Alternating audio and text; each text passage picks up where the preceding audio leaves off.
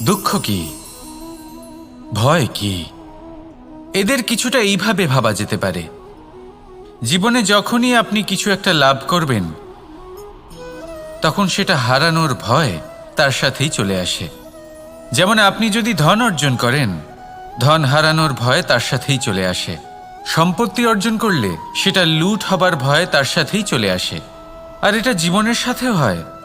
যেই মুহূর্তে আপনি জন্ম নেন, মৃত্যুর ভয় তার সাথেই চলে আসে। জন্ম না নিলে মৃত্যু কিভাবে হবে? মৃত্যুর ভয় কোথা থেকে আসবে? এবার এই ভয় কি সেটা আপনাকে বুঝিয়ে বলি। এই ভয় যদি মনের মধ্যে থাকে, জীবনে থাকে, তাহলে যা কিছু লাভ করবেন, সুখ, সম্পত্তি, সুবিধা, ধন, এইগুলি লাভ করার একটা আনন্দ থাকে, এদের সাথে জীবনযাপন করার একটা আনন্দ থাকে। এই ভয় সেই আনন্দ আপনার থেকে কেড়ে নেয়। ধরে নিন কাল আপনার মৃত্যু হতে চলেছে। এবার কালকের মৃত্যুর ভয় আজই মনে পুষে রাখলে, তাহলে এই ভয় আজকের সুখ, আজকের শান্তি আপনার থেকে কেড়ে নেবে। ভয় এটাই করে। সেই জন্য মনে রাখবেন, ভয়ের সঙ্গ আপনি ত্যাগ করে দিলে জীবনযাপনের যে সুখ তা চিরকাল আপনার সাথে থাকবে। আসুন আর আমার সাথে ভালোবেসে বলুন, রাধা রাধা। কথায় আছে যে জীবনে কিছু শুরু করার আগে স্বপ্ন দেখা অত্যন্ত গুরুত্বপূর্ণ, আর এটা 100% সত্যিও। কিন্তু কিছু মানুষ স্বপ্ন দেখা শুরু না হয় করে দেন, কিন্তু তারপর থামেনি না। স্বপ্ন দেখতেই থাকেন, তারা ভাবতেই থাকেন, কর্ম করেন না। এমন সময় আপনাকে নিজেকে জাগিয়ে তুলতে হবে। নিজেকে বলতে হবে যে এবার উঠে কর্ম করার সময় এসে গেছে। কারণ আপনারা যদি অত্যাধিক বিচার করতে থাকেন, স্বপ্ন দেখতে থাকেন, তাহলে উঠে কিছুই করতে পারবেন না। আপনি শুধু একটা কাজ করুন, উঠে কর্ম করা আরম্ভ করে দিন। তারপর ভেবেচিন্তে ধীরে ধীরে নিজের কর্মকে দিশাও দিন, আর তাকে উচিত গতিও দিন। কারণ এটাই হলো সাফল্যের মূল মন্ত্র। না শুধু কর্ম করুন না ভাবনা চিন্তা করে, আর না শুধু ভাবুন কর্ম না করে। সাফল্যের মূল মন্ত্র হলো এর ভারসাম্যে। তাহলে এটাই করুন, সাফল্যকে লাভ করুন, আর আমার সাথে ভালোবেসে বলুন, রাধা রাধা। জীবনে লক্ষ্য লাভ কি করে করতে হয়? কেউ বলবে বন্ধুদের সাহায্যে, কেউ বলবে প্রেমের সাহায্যে, কেউ বলবে নিরন্তর চেষ্টা করলে, কেউ বলবেন পরিশ্রম করলে, কেউ বলবেন ঈশ্বরের আশীর্বাদে, ইত্যাদি ইত্যাদি। আমি আপনাকে বুঝিয়ে বলি, এই যেমন ত্রিলোক আছে, অর্থাৎ 3 লোক আছে, যাকে সঞ্চালন করে ত্রিদেব বা 3 জন দেবতা। সেইভাবে নিজের লক্ষ্যে পৌঁছানোর জন্য 3টি ভাবের প্রয়োজন পড়ে। প্রথম ভাব হলো স্বপ্ন দেখা। আপনি যদি স্বপ্ন দেখতে শুরু না করেন, তাহলে সেখানে পৌঁছতেই পারবেন না। তারপর আপনাকে দৃঢ় সংকল্প নিয়ে সেই পথ যেমনই হোক তাতে চলতে হবে। এ হলো দ্বিতীয় ভাব, দৃঢ় সংকল্প। আর তৃতীয় ভাব হলো সেই লক্ষ্যের যাত্রা পূর্ণ করার জন্য প্রতিবদ্ধ হওয়া। তাই যদি আপনি স্বপ্ন দেখতে পারেন, দৃঢ় সংকল্প দ্বারা পথ যতই কঠিন হোক না কেন তাতে চলতে পারেন, আর সেই লক্ষ্য লাভের যাত্রা পূর্ণ করার জন্য প্রতিবদ্ধ হতে পারেন, তাহলে আপনি নিশ্চিত রূপে আপনার লক্ষ্য লাভ করতে পারবেন। তাই আপনি এটাই করুন, আর আমার সাথে ভালোবেসে বলুন, রাধা রাধা। কখনো এটা ভেবে দেখেছেন, কোনো বিশেষ স্থানে বা বিশেষ পরিস্থিতিতে সবথেকে বেশি গুরুত্বপূর্ণ কি হতে পারে? যদি শরীরের কথা বলি, তাহলে সবথেকে বেশি গুরুত্বপূর্ণ হলো মস্তিষ্ক আর মন। যদি ব্যবসার কথা বলি, তাহলে সবথেকে গুরুত্বপূর্ণ হলো ধন। রাজ্যের বিষয়ে কথা বললে সবথেকে গুরুত্বপূর্ণ হলো রাজা। আর সমাজের কথা যদি বলি, তাহলে সবথেকে গুরুত্বপূর্ণ হলো আমাদের গুরু। এবার এই সব গুরুত্বপূর্ণ এই কারণেই, কারণ এদের হাতেই সব থাকে। দেখুন, হয় এরা আমাদের উত্থানের পথে নিয়ে যেতে পারে, অথবা আমাদের পতনের দিকে নিয়ে যেতে পারে। এবার যদি কোনো অসামান্য রাজা হন, যিনি কিনা সত্যবাদী, যিনি একজন ভালো রাজা, তাহলে তিনি সেই দেশকে, সেই রাজ্যকে বিকাশের পথে নিয়ে যাবেন, আর নয়তো অন্ধকারের পথে নিয়ে যাবেন। যদি এবার গুরুর কথা বলা হয়, তাহলে জেনে রাখুন, গুরু যদি শ্রেষ্ঠ হন, তাহলে সংস্কৃতির সর্বশ্রেষ্ঠ স্তরে উনি এই সমাজকে নিয়ে যাবেন। যদি গুরু পাখণ্ডী হন, লোভী হন, লালসাগ্রস্ত হন, তাহলে এই সমাজেও এই পাখণ্ডতা, এই লোভ, এই লালসাই প্রকাশিত হবে। ঠিক এইভাবেই জীবনে, মানুষের জীবনে প্রেমেরও এক গুরুত্বপূর্ণ স্থান রয়েছে। যদি মানুষের মনে প্রেম থাকে তাহলে ধরে নিন সে জীবিত রয়েছে, আর যদি না থাকে তাহলে সে মৃতই প্রায়। যদি রাধাকৃষ্ণের বিষয়ে কথা বলবো কৃষ্ণের জীবনে যদি রাধা থাকে তাহলেই কৃষ্ণ হলো কৃষ্ণ, আর যদি রাধা না থাকে তাহলে কৃষ্ণ হলো যে কোনো পশুরই সমান। আসলে পশু থেকে মানুষ হওয়ার এই যে যাত্রা, এর আধার হলো প্রেম। এই প্রেমকে মনে জাগ্রত করে রাখুন আর আমার সাথে ভালোবেসে বলুন, রাধা রাধা। প্রেম, এই প্রেম আসলে কি? বেশিরভাগ মানুষই বুঝতে পারেন না, কিন্তু এটাতে তাদের কোনো দোষ নেই, কারণ তাদের কাছে প্রয়োজনীয় জ্ঞানই নেই। এবার প্রেমের বিষয়ে আজ আমি একটা ছোট্ট কথা বলতে চাই। আপনি দেখবেন কিছু মানুষ যখন কাউকে ভালোবাসেন তখন তাদের মনে হয় সেই ব্যক্তির ওপর ওনার অধিকার রয়েছে। এবার সেই অধিকারের বোধে ফেঁসে গিয়ে নিজেই ক্রুদ্ধ হয়ে বসেন যে ও আমার কথা মনে করল না, ওর স্মৃতিতে আমার কোনো স্থান নেই, ও আমার সাথে কথাই বলতে ভুলে গেছে, ইত্যাদি ইত্যাদি অনেক কারণ হতে পারে। আমি আপনাকে একটা প্রশ্ন করি, এই যে স্মৃতিগুলি, এটাই কি ভালোবাসা? কখনোই নয়। প্রেম তো হলো সেই আবেগ, সেই বোধ যা এক সুগন্ধিত ফুলের মতো আপনার জীবনকে, আপনার মনকে আনন্দিত করবে, প্রসন্নতার দ্বারা ভরিয়ে তুলবে। প্রেম হলো সেই বোধ। তাই যদি আপনি প্রেমকে বুঝতে চান তাহলে প্রেমের ভাবনাকে বোঝার চেষ্টা করুন। প্রেমকে যদি যাপন করতে চান তাহলে আবেগের দ্বারা যাপন করুন, স্মৃতির দ্বারা নয়। স্মৃতির কি আছে? আজ আছে, পরবর্তীকালে নাও থাকতে পারে। সময়ের সাথে এই স্মৃতি ফিকে হয়ে যেতে পারে, কিন্তু এই আবেগ তা চিরকাল মনের মাঝে থেকে যায়। তাই আসুন আর আমার সাথে ভালোবেসে বলুন, রাধা রাধা। এই সূচটা দেখুন কতটা গুরুত্বপূর্ণ। এই সূচ, ওর কতটা ভূমিকা রয়েছে, ও কত রকম ভাবে সাহায্য করতে পারে আমাদের। এর সাহায্যে যদি আপনি চান তাহলে এক সাধারণ কাপড়কে আপনি পোশাকে পরিবর্তিত করতে পারেন। আপনি যদি চান তাহলে অনেক ফুল একসাথে নিয়ে একটা মালা বানিয়ে ফেলতে পারেন বা অলংকার বানিয়ে ফেলতে পারেন। এর সাহায্যে আপনি বাড়িও সাজাতে পারেন। এ হলো অত্যন্ত গুরুত্বপূর্ণ জিনিস। কিন্তু আপনি ভাবুন, যদি এই সূচে এই ছিদ্রই না থাকে, যদি এর সাথে এই সুতোই না জোড়া যায়, তখনও কি এটা এতটাই গুরুত্বপূর্ণ থাকবে? কখনোই না।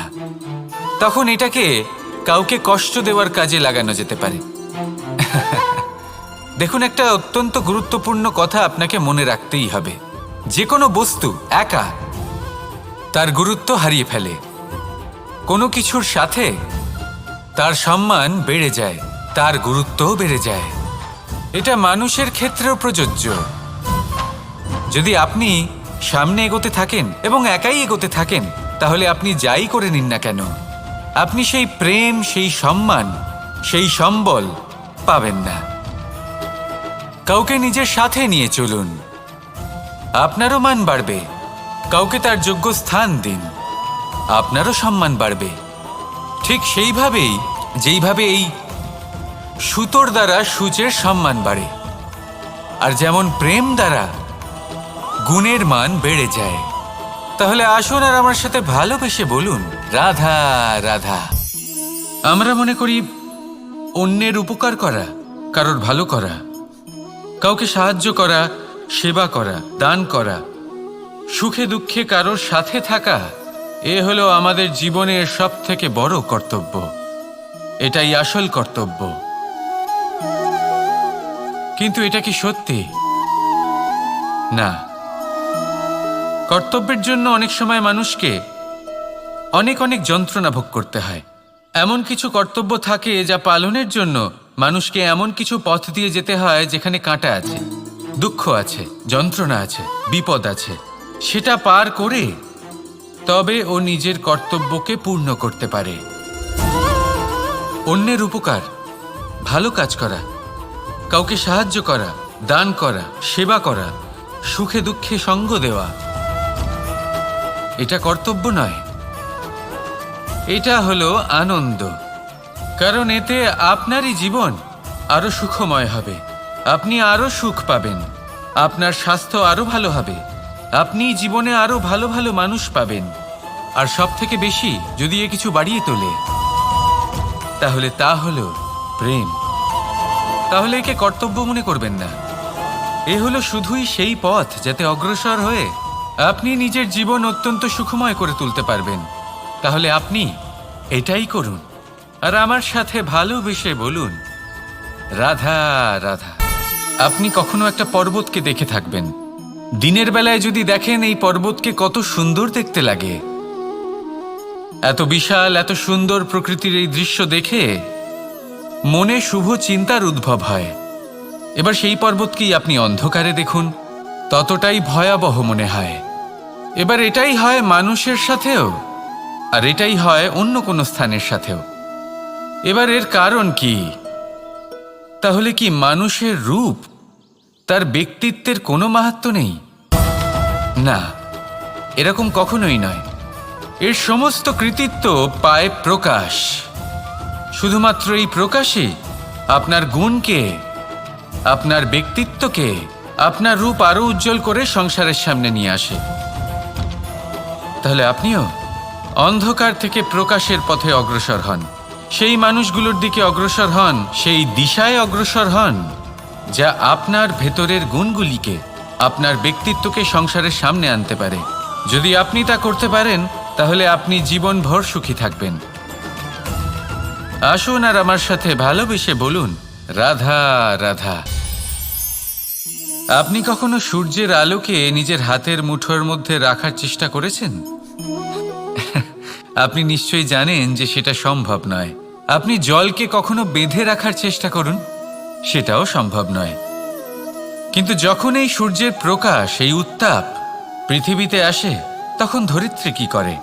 সে সমস্ত বনস্পতির মধ্যে তা ভাগ করে দেয়, তাদের বিকাশের সহায়ক হয়ে ওঠে। আর এই ধরিত্রীকে পুজো করা হয়, একে ধরিত্রী মাতা বলা হয়। সেই রকমই চন্দ্রমা রাত্রে যখন উজ্জ্বল হয়, নিজের আলো বিকশিত করে, তখন পথচারী পথিককে তার পথ দেখায়। সেই জন্য চন্দ্রমাকে দেবতা বলা হয়। ঠিক সেইভাবেই আপনি কখনো এই প্রকৃতিকে বেঁধে রাখার চেষ্টা করবেন না। একে আগলে রাখতে শিখুন, একে ভাগ করে নিতে শিখুন, ঠিক প্রেমেরই মতো। এই প্রেমকে কখনো নিজের হাতের মুঠোয় আবদ্ধ করার চেষ্টা করবেন না, বরং একে মন খুলে ভাগ করে নিতে শিখুন। এটা যদি আপনি শিখে নিতে পারেন তাহলে নিজেকেও প্রসন্ন রাখতে শিখে যাবেন, অন্যদেরও প্রসন্ন রাখতে শিখে যাবেন। আসুন আর আমার সাথে ভালোবেসে বলুন, রাধা রাধা। আপনি কখনো কোনো পর্বতে চড়েছেন? কথায় আছে, যখন আমরা পর্বত আরোহণ করি, ওপরে ওঠার সময় দুর্ঘটনার সম্ভাবনা কিছুটা কমে যায়। সেখানেই যখন পর্বত থেকে নিচে নামি, তখন দুর্ঘটনার সম্ভাবনা অত্যন্ত বৃদ্ধি পায়। অর্থাৎ নামার সময় আমাদের আরও ভারসাম্য বজায় রাখতে হয়, আরও সাবধানে থাকতে হয়, অর্থাৎ বিবেককে জাগিয়ে রাখতে হয়। এবার জীবনেও সাফল্যের পর্বত আরোহণের সাথে এটাই হয়। যখন আমরা সাফল্যের পর্বত আরোহণ করতে থাকি, তখন এমনিই আমাদের লক্ষ্য আমাদের গন্তব্যের দিকে থাকে। আমরা নিরন্তর পরিশ্রম করি, চেষ্টা করতে থাকি, আমাদের মধ্যে সেই উৎসাহ থাকে, সেই সাহস থাকে। কিন্তু একটা কথা সত্যি, সমস্ত আরোহণের পরে অবরোহণ থাকে। আর এই অবরোহণই থাকে যেখানে বেশিরভাগ মানুষ নিজের ভারসাম্য বজায় রাখতে পারেন না, আর সেখানেই ভেঙে পড়েন।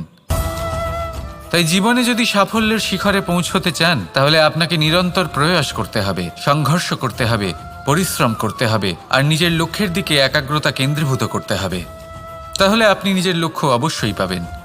কিন্তু যখন অবরোহণের সময় আসবে, যা নিশ্চিত রূপে আসবেই, তখন আপনাকে সংঘর্ষ করতেই হবে, ধৈর্য ধরতেই হবে, সাবধানে থাকতেই হবে, ভারসাম্য বজায় রাখতেই হবে।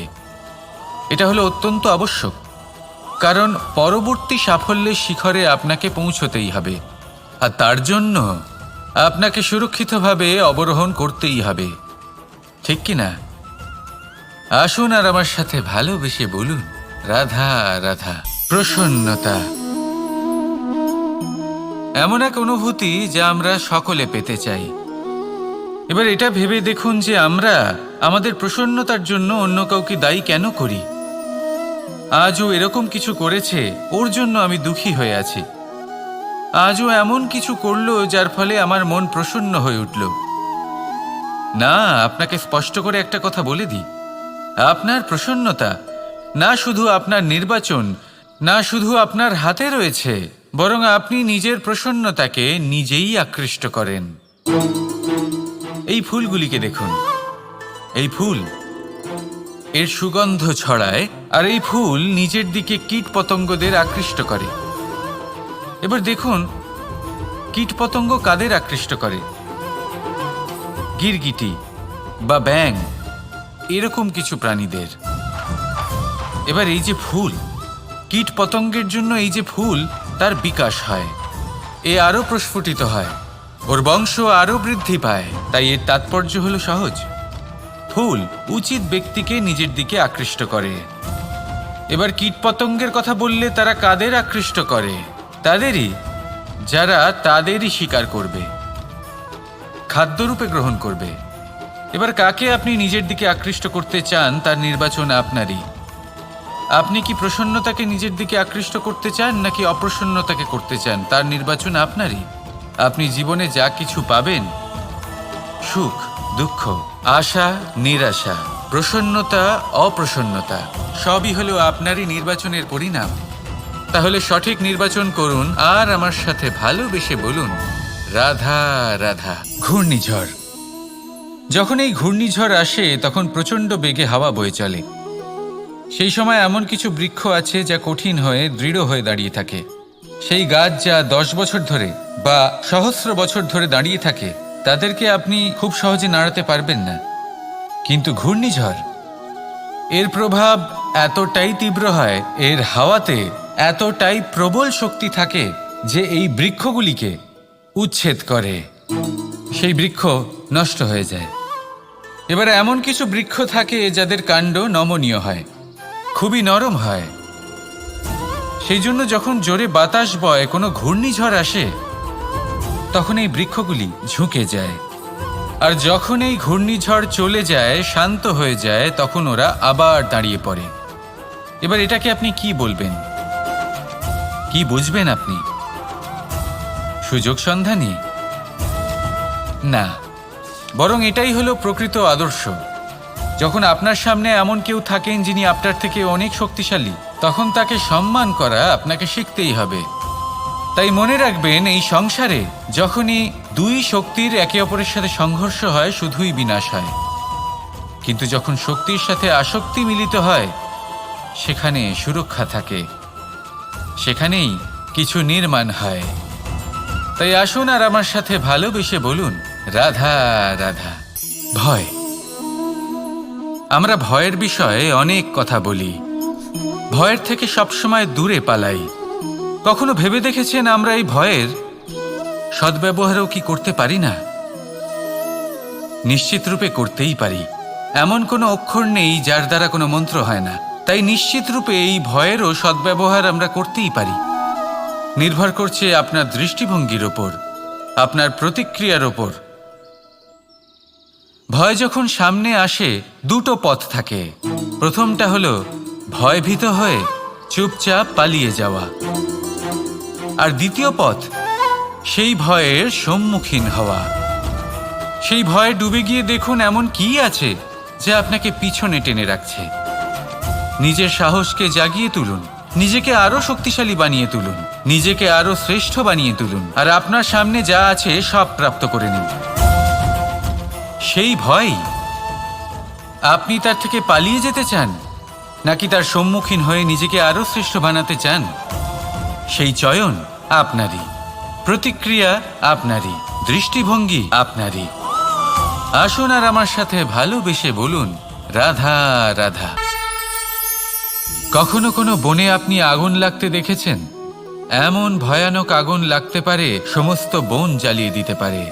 সেখানে যে বনস্পতি পাওয়া যায়, সেখান থেকে যে ঔষধি পাওয়া যায়, সব কিছু নষ্ট হয়ে যায়। যে পশু পাখি পাওয়া যায় বেশিরভাগই নিজের প্রাণ হারিয়ে ফেলে, আর যারা বাকি থাকেন তারা নির্বাসিত হন। কিন্তু কখনো ভেবে দেখেছেন এই বনে আগুন লাগে কি করে? ছোট ছোট শুকনো পাতার কারণে, শুকনো ডালের কারণে, সেগুলো যেগুলো কখনো গাছের অংশ ছিল। সবসময় মনে রাখবেন, গাছ আমরা কুড়ুল দিয়ে কেটে থাকি, কিন্তু গাছ কখনো কুড়ুলের ডগা দিয়ে কাটা যায় না।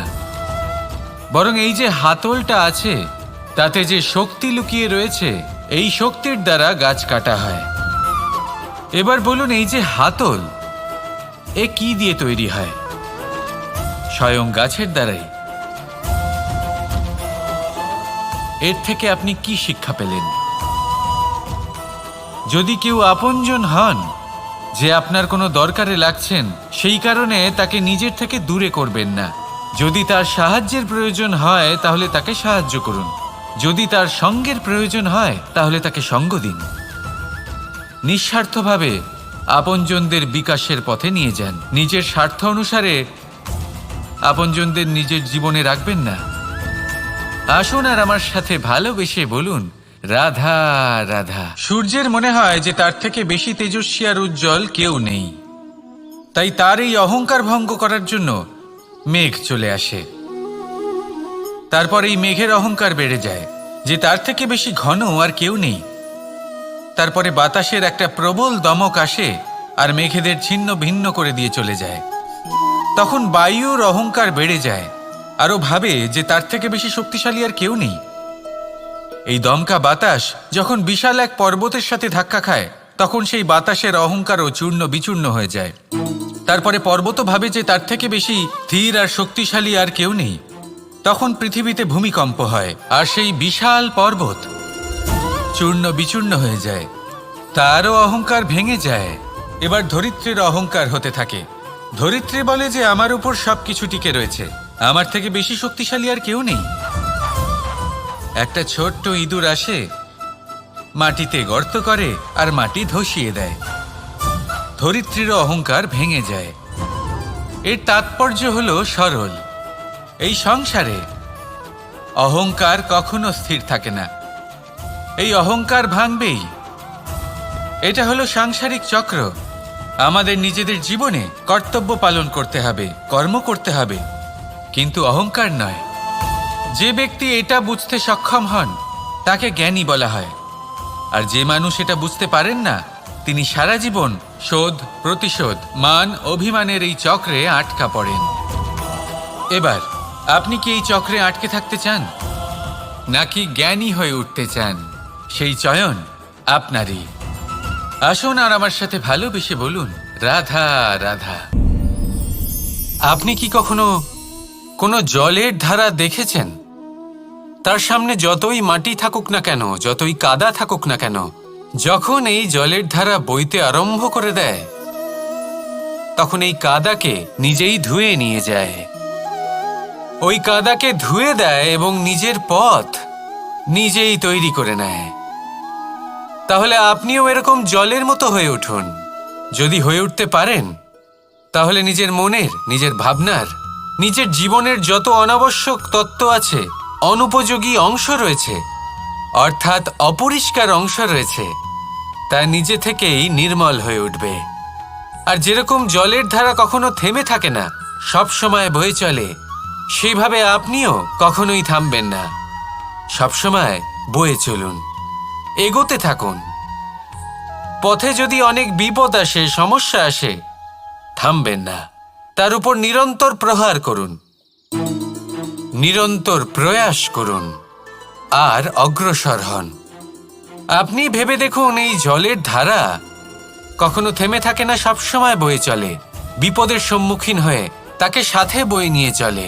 সেই জন্য জলের ধারা, প্রবাহমান এই ধারা, এর থেকে কখনো দুর্গন্ধ আসে না, এতে কখনো ময়লা জমতে পারে না, বরং পালিত হয় সুন্দর প্রাণবন্ত জীবজন্তু, যেমন সুন্দর ছোট মাছ। তাই আপনিও এটাই করুন, কখনো থামবেন না, শুধু চলতে থাকুন, জলের ধারার মতো বইতে থাকুন। আপনি আপনার লক্ষ্য অবশ্যই খুঁজে পাবেন, আর তার সাথে নিজের অন্তরের যে মালিন্য রয়েছে তা আপনি নিজেই নিজের থেকে দূরে করে দেবেন। তাহলে আসুন আর আমার সাথে ভালোবেসে বলুন, রাধা রাধা। এবার অনেক সময় মানুষের মনে এরকম প্রশ্ন আসে যে এই সংসারে সবথেকে বড় বিপদ কি? কেউ বলে ধর্ম সংকট, আবার কেউ বলে প্রাণের ওপর আসা সংকট। প্রত্যেক মানুষের জীবনে বিভিন্ন সংকট আসে, আর এই সমস্ত সংকট অত্যন্ত বিচিত্র হতে পারে। এই সমস্ত সংসার হলো সংকট দ্বারা পরিপূর্ণ। ঠিক আছে, আপনাকে একটা উদাহরণ দিই। একজন ধনী ব্যক্তি, এবার ওনার জীবনে সংকট কি হতে পারে? সংকট এটাই যে কেউ তার সম্পত্তি চুরি না করে নেয়, আমরা বুঝতে পারছি। এবার একজন চোর, তার জীবনে সংকট কি হতে পারে? যে চুরি করার সময় সে যদি তার একটা কাশি চাপতে না পারে তাহলে সে ধরা পড়ে যেতে পারে, ঠিক কিনা? আবার অনেক সময় এমনও হয় যে যার জন্য আমি সংকট, সেও আমার কাছে সংকট। যেমন এই পরিস্থিতিতে দেখুন, সংকট হলো সংকট, এ তো জীবনে থাকবে, কিন্তু এর সম্মুখীন কিভাবে হওয়া যায়? খুব সরল। সব এটার ওপর নির্ভর করে, মনের ওপর। এই মনকে নিয়ন্ত্রণ করলে সব ঠিক থাকবে। এবার যদি ধনী ব্যক্তি মনকে নিয়ন্ত্রণ করে ফেলেন, নিজের অর্থের ব্যবহার শুভ কাজের জন্য, সমাজের সেবার জন্য বিকাশ করতে করেন, ওই অর্থকে একত্রিত করে না রাখেন, তাহলে চুরির সমস্যা, এই সংকট সেখানেই কেটে যাবে। এবার যদি কথা বলি সেই চোরের, তাহলে চোর যদি নিজের মনকে সংযত করে নেয়, যদি নিজের কর্মকে নিয়ন্ত্রণ করতে পারে, তাহলে এমন কোনো স্বর নেই যা ওকে ধরা পড়তে বাধ্য করবে।